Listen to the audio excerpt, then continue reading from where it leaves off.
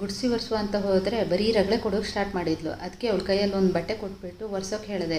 ಸುಮ್ಮನೆ ಒರೆಸ್ತಾ ಕೂತ್ಕೊಂಡ್ಳು. ಮಧ್ಯಾಹ್ನ ಊಟಕ್ಕೆ ಮೊಸರನ್ನ, ಚಪಾತಿ, ಎಗ್ ಮಸಾಲ ಮಾಡಿಕೊಂಡು ಸಂಜೆ ಪತ್ರೊಡೆ ತಿನ್ನುವ ಅಂತ ಆಸೆ ಆಗಿ ಅದನ್ನ ಅಮ್ಮ ಮಾಡೋ ಥರ ಮಾಡೋಕ್ಕೆ ಹೋದೆ. ಆಮೇಲೆ ಅದನ್ನು ತಿನ್ಕೊಂಡು ಸಂಜೆ ಹೊರಗಡೆ ಹೋಗಿ ಬರೋಣ ಅಂತ ಹೊರಟ್ವಿ. ದಾರಿಲಿ ಎಕ್ಸಿಬಿಷನ್ ಥರ ಕಾಣಿಸ್ತು ಅಂತ ಒಳಗಡೆ ಹೋದ್ವಿ. ಒಳಗೋಗ್ತಾ ಎಲ್ಲೂ ಎಂಟ್ರಿ ಟಿಕೆಟ್ ಏನೂ ಇರಲಿಲ್ಲ.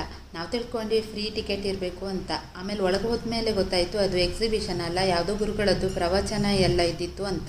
ಅರೇಂಜ್ಮೆಂಟ್ ಎಲ್ಲ ಸೂಪರಾಗಿದ್ದಿತ್ತು. ಸಿಕ್ಕಾಪಟ್ಟೆ ಖರ್ಚು ಮಾಡಿದಾಗಿದ್ದಿತ್ತು. ಎಲ್ಲರೂ ಸಖತ್ತಾಗಿ ಡ್ರೆಸ್ ಮಾಡ್ಕೊಂಡು ಬಂದಿದ್ದರು. ಕಂಪ್ಲೀಟ್ ಮರಾಠಿಲಿ ಬೋರ್ಡ್ ಇದ್ದಿದ್ದರಿಂದ ನಮ್ಮಿಬ್ರಿಗೆ ಏನು ಅಂತ ಗೊತ್ತಾಗಲಿಲ್ಲ. ಬೇರೆಯವ್ರ ಹತ್ರ ಕೇಳೋಕ್ಕೆ ನಾಚಿಕೆ ಆಯಿತು. ಯಾಕಂದರೆ ಒಳಗೆ ಬಂದು ಯಾಕೆ ಬಂದಿದ್ವಿ ಅಂತ ಗೊತ್ತಿಲ್ಲ ಅಂದರೆ ಮರ್ಯಾದೆ ಹೋಗುತ್ತೆ ಅಂತ ಯಾರ ಹತ್ರನೂ ಕೇಳೋಕ್ಕೆ ಹೋಗಲಿಲ್ಲ. ಸುಮ್ಮನೆ ಹೋದ್ವಿ. ಇವಳಿಗಂತೂ ಫುಲ್ ಖುಷಿ. ಸುತ್ತಿದ್ದು. ಒಳ್ಳೆ ಬೈಲಿಗೆ ಬಿಟ್ಟಿರೋ ಕರು ಥರ ಆಡ್ತಿದ್ದಿದ್ಲು. ನಿಂತಲ್ಲೇ ನಿಲ್ಲಕ್ಕೆ ರೆಡಿ ಇರಲಿಲ್ಲ. ಮಸಾಲೆ ಪದಾರ್ಥದಿಂದ ರಂಗೋಲಿ ಎಲ್ಲ ಮಾಡಿ ಇಟ್ಟಿದ್ರು. ಅದಂತೂ ಸೂಪರಾಗಿದ್ದಿತ್ತು.